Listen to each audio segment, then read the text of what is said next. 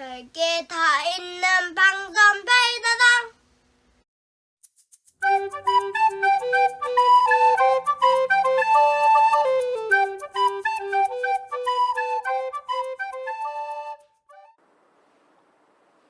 안녕하십니까. 이번 시간에는 진근 위의 낙엽 표요에 대해서 설명하겠습니다. 진자는 묵을 진자입니다.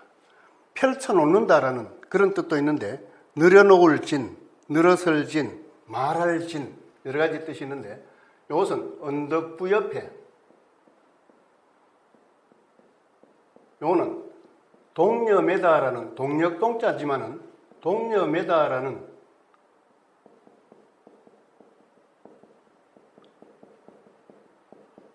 매다는 뜻이 있는 한자입니다. 근데 이 글자를 동력동으로 차용해 온 것입니다.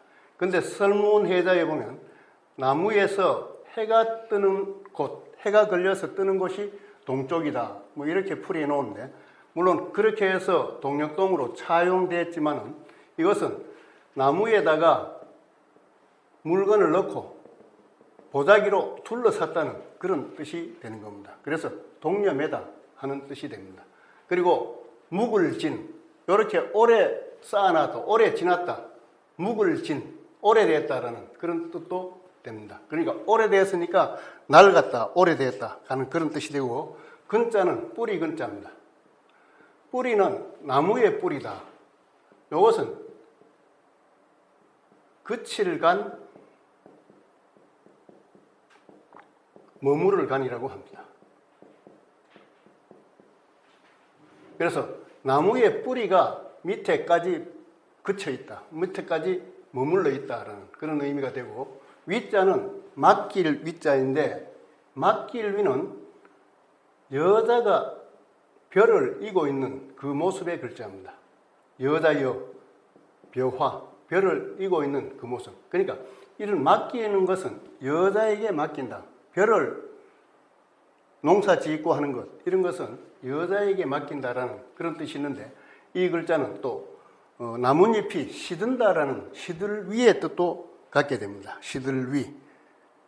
또 굽힌다 하는 굽힐 위, 이런 뜻도 있는데, 시들 위자가 되기 위해서는 풀초를 써서, 초두머리를 써서 하면 나뭇잎이 시든다라는 그런 뜻이 되는데, 여기서는 그냥 나뭇잎을 빼고 시들 위로 같이 쓰고 있습니다. 대자는 깃일산에, 그러니까 임금이 행차하는 그 수레 위에 씌우는 우산 같은 것, 양산 같은 것, 햇볕을 막는 그런 뜻을 가지고 있는 깃일산에라고 하는데, 그것은 햇볕을 가리는 뜻이 있습니다. 그래서 가릴 애, 이런 뜻도 있는데, 이것이 여기서는 말라 죽을 애라고 이야기합니다.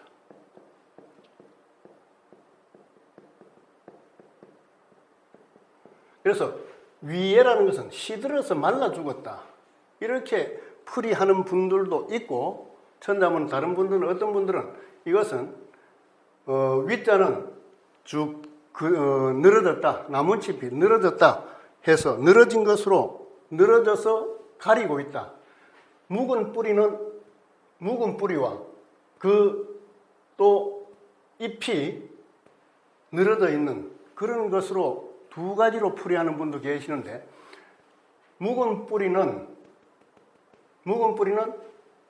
말라 죽었다, 말라 죽고라고 이렇게 풀이하는 것이 더 타당하게 느껴지기도 합니다.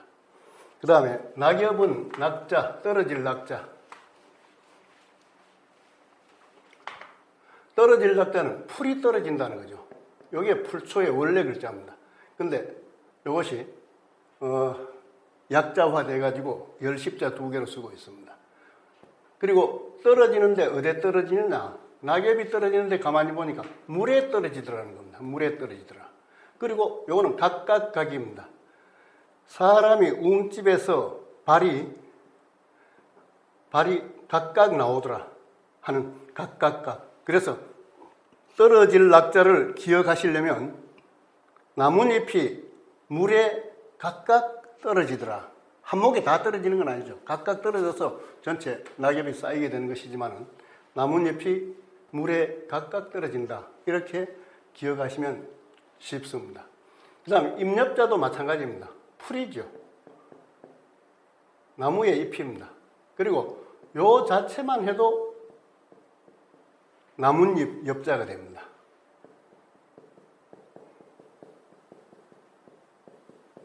그런데 나뭇잎 요것만 가지고는 풀이라는 게 연상이 안 되기 때문에 뒤에 와서 위에 초두머리 풀을 얹어놔 가지고 잎 엽자를 만든 겁니다. 그래서 이런 것은 또 이렇게도 쓰고 있습니다. 나뭇잎 엽자는 이렇게도 쓰고 있다. 모양은 다르나 뜻은 같게 됩니다. 그러니까 표자는 나부낀다 하는 겁니다. 나부낄, 회오리 바람 표, 방랑할 표, 떨어질 표 이런 게 됩니다. 자, 표자는 표자라고 이야기합니다. 선거할 때 한 표, 두 표 하죠. 이 표라는 것은 이게 공개되면 안 되는 겁니다. 표라는 것은 귀신도 모르도록 덮어놔야 된다. 여기에 덮을아. 덮을아자를 이렇게 써버리는 경우가 있는데 이것은 엄밀하게 말하면 틀리는 겁니다. 그러면 어떻게 써야 되느냐? 덮을아자는 안에서 막아줘야 됩니다. 그래서 이 병뚜껑을 막는다라는 그런 병뚜껑의 모습을 생각하면 됩니다. 그래서 이것은 좌우를 붙이는 것이 아니고 좌우를 떨어뜨려야지 제대로 된 글자가 됩니다. 그래서 표라는 것은 뭐냐? 그 표심은 귀신도 모르도록 해야 한다. 덮어가지고 모르도록 하는 게 표다. 이렇게 연상하시면 되고 오른쪽에 풍자가 있습니다. 풍자를 한자를 설명해 놓은 책을 여러 가지 다 봐도 저는 마음에 들지 않습니다. 이것은 바람의 흐름입니다. 바람의 흐름. 바람이 흘러가면 뭐가 있느냐? 이것이 바람 속을 따라다닙니다. 자, 이것이 뭐냐 이겁니다. 그래서 이것을 가지고 이렇게 나누는 겁니다. 무릎범, 돛담배범, 무릎범자와 벌레충으로 이렇게 보는 사람이 있는데 이것은 잘못 봤다라고 저는 보는 겁니다. 그럼 뭐냐? 바람이 불면 이렇게 불어가면 그 속에 벌레가 같이 따라다닌다는 겁니다. 이것을 옛날 사람은 봤다는 거죠. 진짜 눈이 밝고 지혜롭고 생각이 깊었다라는 것을 알 수 있습니다.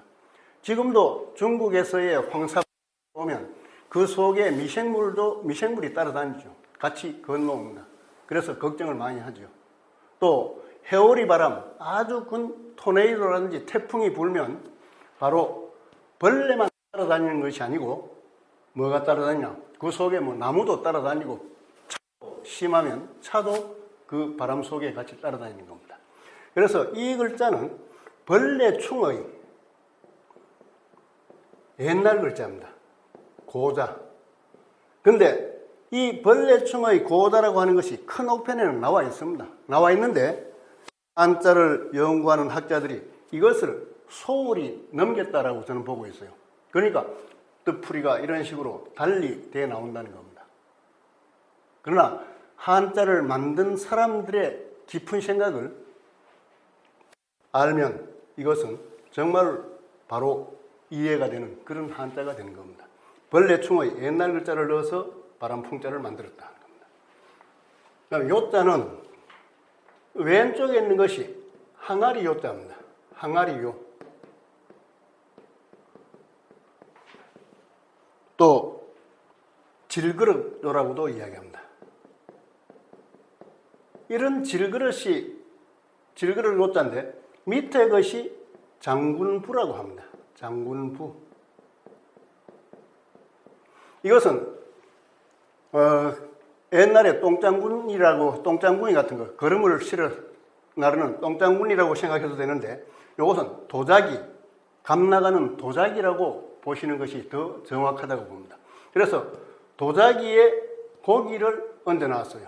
그러니까 고기를 요리하는 항아리다. 이렇게 보시면 됩니다. 항아리 요, 질그릇 요. 위에 있는 것은 다루는 고기 육자와 같은 겁니다. 그래서 보배 보자에 보면 임금왕자가 있고 장군부가 있고 조개패가 있습니다. 이것은 임금왕자는 흔히 이 구술옥자를 임금왕으로 대신 쓰기도 합니다. 그래서 구술옥부는 임금왕자는 구술옥부에 가서 찾아야 되는 겁니다. 왼쪽에 임금왕이 나오면 거의 다가 구술옥이다라고 연상하시면 됩니다. 그래서 이 구술주자도 마찬가지입니다. 이 구술옥, 요 임금왕이지만 구술옥이 되고, 요거는 붉을주자니까 요 구술주자는 붉은 색깔이 나는 구슬이다. 이렇게 연상하시면 되겠습니다. 그리고 장군부, 도자기가 있다. 감나가는 도자기, 감나가는 구슬, 그리고 폐물, 조개패. 이것이 바로 집이나 나라에서 귀하게 여기는 보물이다, 보배다라는 그런 뜻이 되는 겁니다. 그래서 이것은 항시 장군부지만은 도자기, 감나가는 도자기다라고 연상을 꼭 하시기 바라고, 또 이 보배보자의 약자는 요때는 구술옥이 딱 들어갑니다. 나라 안에 또 집안에서 구술이 가장 보배가 됩니다. 요 세 글자 가운데 구술옥자를 넣어서 보배보자의 약자를 사용하고 있는 겁니다. 그래서 항아리 요자 옆에다가 바람풍자를 써넣었습니다. 그래서 이것이 흔들릴 요, 날아오를 요, 흔들린다, 난다라는 그런 뜻이 되는 겁니다. 그래서 이 전체적인 뜻은 진근 위에 낙엽 요는 묵은 뿌리는 시들어 말라 죽고 시들어 죽고 낙엽은 표요하더라.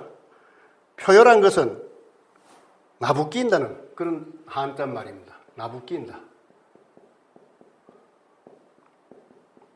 낙엽이 나부낀다. 표요한다. 어려운 한자 말이라고 생각하시면 되겠습니다.